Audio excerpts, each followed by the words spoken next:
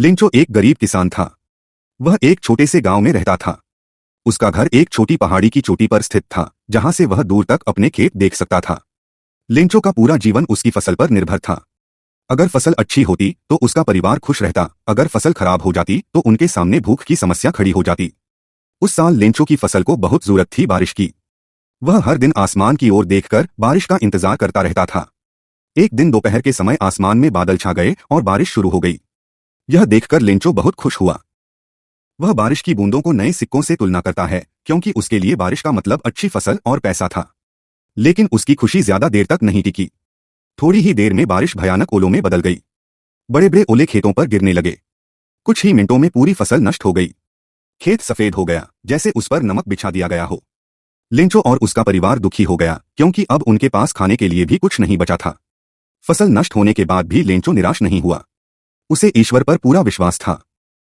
उसका मानना था कि भगवान सब कुछ देखते हैं और जरूरत पड़ने पर अपने भक्तों की मदद जरूर करते हैं।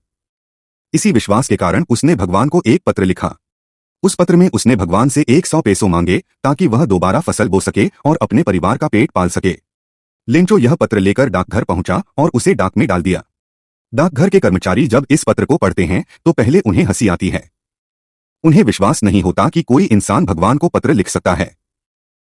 लेकिन जब वे लिंचो के सच्चे विश्वास को समझते हैं तो वे भावुक हो जाते हैं। डाकघर के मुखिया को लगता है कि इस किसान का भगवान पर विश्वास टूटना नहीं चाहिए। इसलिए वह अपने कर्मचारियों और दोस्तों से पैसे इकट्ठे करता है। सभी मिलकर जितना हो सकता है उतना पैसा जमा करते हैं। वे केवल 70 पैसों ही इकट्ठा कर पाते हैं।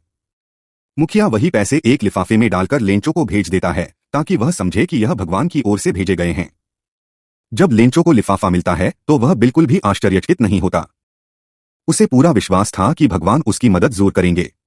लेकिन जब वह पैसे गिनता है तो वे पूरे नहीं होते। उसे सिर्फ 70 पैसों। लिंचो को गुस्सा आ जाता है।